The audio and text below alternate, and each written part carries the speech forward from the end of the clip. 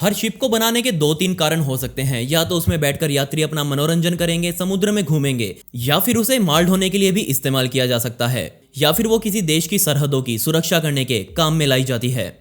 लेकिन क्या आपको पता है कि इस दुनिया में ऐसे जहाज भी मौजूद हैं जिन पर आज ना कोई सैनिक है, ना कोई यात्री है और ना ही कोई माल है, लेकिन आज भी वो इस दुनिया के पानी में घूम रहे हैं और ऐसे जहाज़ों को हम भूतिया जहाज कहते हैं। और इस दुनिया के सबसे भूतिया जहाज का नाम शायद आपको ना पता हो, पर उसको आज हम मैरी सिलेस्ट के नाम से जानते हैं, जिसकी एक बेहद प्रसिद्ध और रहस्यमय घटना है और इसका रहस्य आज भी कोई नहीं सुलझा पाया है। लेकिन हम सिर्फ इसे एक भूतिया जहाज नहीं कह सकते, ऐसे बहुत से जहाज हैं जो आज भूतिया बनकर सामने आए हैं और आज मैं आपको उन्हीं के बारे में बताने वाला हूं। दोस्तों, अगर आपको ये वीडियो थोड़ी सी भी अच्छी लगे तो इस वीडियो को लाइक जरूर कीजिएगा। मैरी सिलेस्ट के जैसा एक और उदाहरण आज भी लिया जाता है, जिसे हम कैरोल ए डेरिंग के नाम से जानते हैं, जिसे जनवरी 1921 में समुद्र के बीच लावारिस पाया गया था। कमाल की बात यह थी कि इससे सिर्फ 2 साल पहले ही इस जहाज को पहली बार पानी में उतारा गया था। कुछ लोग आज भी मानते हैं कि इस जहाज का ये हाल करने के पीछे बदनाम बरमूडा ट्रायंगल का हाथ हो सकता है, या फिर मुझे लगता है कि इसके ऐसे हाल के पीछे जरूर समुद्री लुटेरे हो सकते हैं। इस जहाज को सबसे पहले नॉर्थ कैरोलिना के तट के पास लावारिस हालातों में देखा गया। उस समय मौसम खराब था, जिस वजह से उस समय तो इसे बचाने के लिए रेस्क्यू ऑपरेशन नहीं किया गया। लेकिन 4 दिन बाद इस काम को भी अंजाम दे दिया गया और जब टीम वहां पहुंची तो उनको उम्मीद थी कि इस जहाज में कुछ लोग मरे हुए जरूर मिलेंगे, या फिर हो सकता है कि कुछ जिंदा भी मिले। लेकिन आप शायद विश्वास ना करें, पर इस जहाज में इंसानों का कोई नाम और निशान मौजूद नहीं था। ऐसा लग रहा था जैसे इस जहाज को बहुत सोच समझकर बिना किसी सबूत के साथ लावारिस छोड़ा गया था। हर तरह की दिशा बताने वाले यंत्र बंद किए जा चुके थे, जिसके बाद अमेरिकी सरकार द्वारा एक जांच बैठाई गई, लेकिन किसी को भी इसमें सवार लोगों का कोई सुराग आज तक नहीं पता लग पाया। 1922 में इस केस को भी बंद कर दिया गया और ये जहाज आज भी किसी निर्णय तक नहीं पहुंच पाया है। जिस साल कैरोल ए डेरिंग इंसानों को वापस मिला था, उसी साल डेनिश की एक कंपनी ने कोबनहेवन नामक इस जहाज को पानी में पहली बार उतारा। ये एक कमाल का जहाज था जो कि अपने समय में शाहीपन की निशानी हुआ करता था।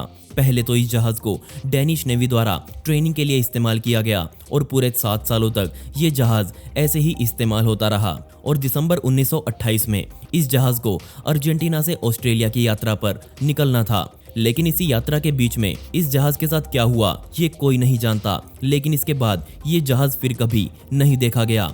हमने कई बार देखा है कि जहाज ऐसे गुम हो जाते हैं, लेकिन ये 430 फुट लंबा और 20 मंजिला ऊंचा जहाज एक बहुत बड़ी चीज थी ऐसे गुम होने के लिए। हम किसी पर भी इसे गायब करने का इल्जाम नहीं लगा सकते, खासकर समुद्र पर तो बिल्कुल भी नहीं, क्योंकि उस यात्रा के दौरान मौसम एकदम साफ, समुद्र एकदम शांत था। इसके अलावा इस जहाज में बेहद शक्तिशाली इंजन लगा हुआ था जो किसी भी खराब मौसम से निपटने को तैयार था। 22 दिसंबर 1928 के दिन जब इस जहाज को अर्जेंटीना से निकले 8 दिन बीत चुके थे, तब कोबनहेवन की एक पास ही से गुजर रही नॉर्वेजियन शिप के साथ बातचीत के मैसेज जांचकर्ताओं को मिले, जिसमें कोबनहेवन बोल रहा था कि वो ट्रिस्टन दा कुना से 900 मील दूर है और उसकी यात्रा एकदम बढ़िया चल रही है। उस रात के बाद कोबनहेवन का संपर्क पूरी दुनिया से टूट गया, जिसके बाद उस जहाज की कोई खबर दुनिया को नहीं मिली। अगले 2-3 सालों तक वहां से गुजरने वाले लोगों ने कहा कि उन्होंने कोबनहेवन को तैरते हुए देखा है और कुछ लोगों ने कहा कि उन्होंने कोबनहेवन का मलबा समुद्र में पड़ा हुआ देखा है। लेकिन किसी की भी ये बात आज तक सच साबित नहीं हो पाई, क्योंकि उनके पास इस बात के कोई सबूत नहीं थे। क्या आप बता सकते हैं कि वो जहाज और उस पर मौजूद सभी लोगों के साथ क्या हुआ होगा? दोस्तों, शहद प्रकृति की बड़ी ही मीठी देन है और असली शहद आपको कहाँ मिलेगा ये मैं आपको बता देता हूँ। तो इसका नाम है दादेव फॉरेस्ट हनी। ये शहद एकदम शुद्ध है, मतलब इसमें किसी भी तरह की मिलावट नहीं है। ये सीधे तौर पर मधुमक्खी के छत्ते से आपकी चम्मच तक पहुँचता है। इस पर आप विश्वास इसलिए भी कर सकते हैं क्योंकि इसे भारत से बाहर भी देशों में भेजा जाता है, इसलिए ये इंटरनेशनल स्टैंडर्ड्स को भी पूरी तरह से फॉलो करता है। इसे जर्मन की लेबोरेटरीज में भी टेस्ट किया जा चुका है। तो आप दादेव हनी को अमेजन या फिर फ्लिपकार्ट से सीधे अपने घर मंगवा सकते हैं। लिंक नीचे डिस्क्रिप्शन में मौजूद है।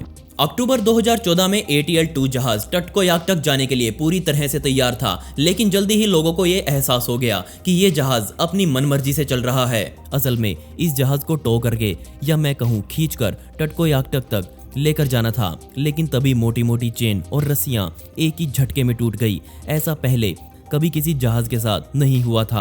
अब जहाज पूरी तरह से अकेला था और उस पर ना कोई कर्मचारी मौजूद था जो उसे संभाल सके। और आप शायद विश्वास न करें, पर इस जहाज ने अलास्का के तट से होते हुए 1500 मील की दूरी अकेले ही तय करी और वो अब चुचकी समुद्र में जा पहुंचा। एक समय पर यह डर हर किसी को लग रहा था कि ये जहाज अब समुद्र में गुम हो जाएगा, लेकिन तब समय आया अप्रैल 2015 का, जब ये जहाज अपने आप घूमते हुए रशिया की समुद्री सरहदों में जा घुसा। कमाल की बात यह थी कि इस जहाज ने बिना किसी इंसानी मदद के जमा देने वाली सर्दियां बिता दी। इसके मालिक अपने जहाज को फिर से देखकर खुश थे। साथ ही उन्होंने रशिया को बता दिया था कि इस जहाज पर कोई नहीं है, इसलिए यह खतरनाक हो सकता है। इस पूरे जहाज में सल्फर और डीजल भरा हुआ था।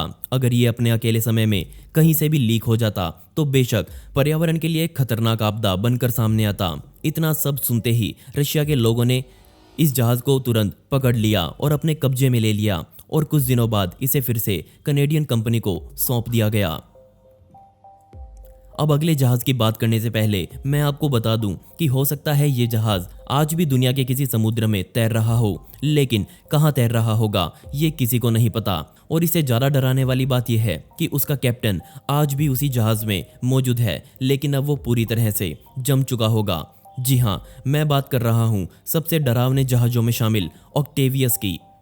ये एक ट्रेडिंग जहाज था जो चाइना और लंदन के बीच 1761 में गुम हो गया था। उस जहाज के साथ आखिरी बातचीत में उसके कैप्टन ने कहा था कि वो मुसीबत में है और कुछ रास्ता ना देखते हुए वो जहाज को नॉर्थ वेस्ट पैसेज के तट पर लेकर जा रहे हैं। लेकिन इससे बड़ी समस्या ये थी कि जिस रास्ते को वो चुन रहे थे उस रास्ते पर आज तक कोई भी सफलतापूर्वक अपना जहाज नहीं चला पाया था। लेकिन बात करने के दौरान जहाज का कप्तान आत्मविश्वास से भरा हुआ था और उसने कहा कि इस रास्ते पर जहाज चलाकर वो इतिहास में अपना नाम लिखेगा। ऑक्टेवियस ना कभी नॉर्थ वेस्ट पैसेज पहुंचा और ना कभी लंदन पहुंचा, बल्कि वो तो उस बातचीत के बाद कभी दिखाई नहीं और ना ही उसकी कोई खबर मिली। अब मैं आपको इस जहाज की एक डरावनी घटना बता देता हूँ। इस जहाज को फिर से देखा जरूर गया और वो जगह थी ग्रीनलैंड का तट, जिसमें इसके कर्मचारी और कैप्टन भी सवार थे। उसके पास से गुजर रही व्हेलिंग शिप ने इसे देखा और इस पर चढ़ने की सोची।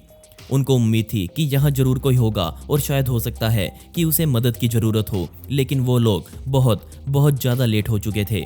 ये समय था 1775 का और अब पूरे 14 साल इस जहाज को गुम हुए बीत चुके थे। सभी कर्मचारियों की बॉडी पूरी तरह से बर्फ में जम चुकी थी और वो सभी अपने अपने कमरों में मौजूद थे। इसके अलावा इस जहाज का कैप्टन, जो कि अपनी टेबल पर बैठा था, वो भी पूरी तरह से जमा हुआ था। उसके हाथ में पेन मौजूद था और उसके सामने एक किताब खुली हुई थी। जो लोग अब बचाने के लिए उस जहाज पर चढ़े थे वो इतना डर गए थे कि उल्टे पैर जहाज से उतरकर भागने लगे।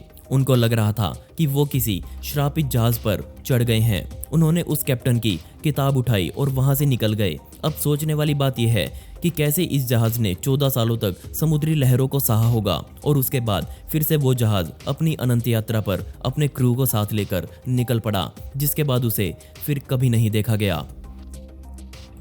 एक अच्छे से बनाया गया जहाज समुद्री लहरों को सालों तक झेल सकता है, लेकिन कोई भी जहाज हमेशा के लिए नहीं टिक सकता। और ऐसा ही एक जहाज 1976 में लॉन्च हुआ जिसका नाम था MV Alta।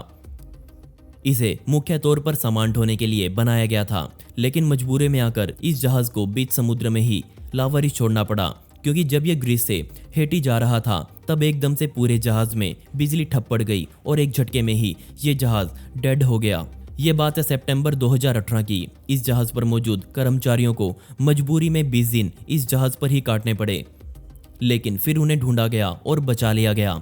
इस जहाज को बचाना लगभग नामुमकिन था, जिस वजह से इसे ऐसे ही लावारिस छोड़ना पड़ा। अब कहानी यहीं खत्म नहीं होती। अब आप सभी को पता है कि कोई भी जहाज चलाने के लिए उसमें कर्मचारी होते हैं जो उसे दिशा निर्देश देते रहते हैं, लेकिन इसमें ऐसा कोई कर्मचारी ना होते हुए भी उसने अपनी दिशा बदली और यूरोप की तरफ बढ़ने लगा। और फाइनली ये जहाज फरवरी 2020 में काउंटी कॉर्क के तट पर आकर लावारिस बन गया। इस जहाज ने कई देशों की सीमाओं में प्रवेश किया, लेकिन किसी ने भी इस पर ध्यान नहीं दिया। इतना सब झेलने के बाद भी इस जहाज पर किसी तरह के कोई चोट के निशान नहीं थे और आज भी ये जहाज आयरिश तट पर खड़ा हुआ है और हम बस उम्मीद कर सकते हैं कि जल्दी ही इसे फिर से ठीक किया जाएगा। दोस्तों अब आप मुझसे इंस्टाग्राम पर जुड़कर मुझसे डायरेक्ट बात कर सकते हैं, जहां पर मैं आप सभी के सवालों के जवाब देने वाला हूं और साथ में आपसे बहुत सारी बातें करने वाला हूं। तो स्क्रीन पर दिख रही आईडी पर या फिर डिस्क्रिप्शन में दी गई आईडी पर जाकर मुझे वहां फॉलो कर सकते हैं। इसमें आपका ज़्यादा समय नहीं लगेगा और मुझे आपसे बात करना सच में बहुत पसंद आएगा। और दोस्तों पिछली वीडियो का शाउट आउट जाता है अनमोल अरोड़ा को, जिन्होंने बहुत ही प्यारा कमेंट किया था। इस कमेंट के लिए आपका बहुत बहुत शुक्रिया। और दोस्तों आप कमेंट्स में पिक मी लिख सकते हैं, जिससे आने वाली वीडियोस में आप में से ही किसी एक को शाउट आउट दिया जाएगा। दोस्तों आपको इनमें से सबसे हैरान कर देने वाली घटना कौन से जहाज की लगी, मुझे नीचे कमेंट सेक्शन में जरूर बताइएगा। और इस वीडियो का पार्ट 2 चाहिए हो तो कमेंट्स में पार्ट 2 जरूर लिखें। ऐसी ही इंटरेस्टिंग वीडियोस देखने के लिए मिस्टीरियस दुनिया को अभी सब्सक्राइब करें। मिलते हैं अगली वीडियो में। ये वीडियो देखने के लिए धन्यवाद।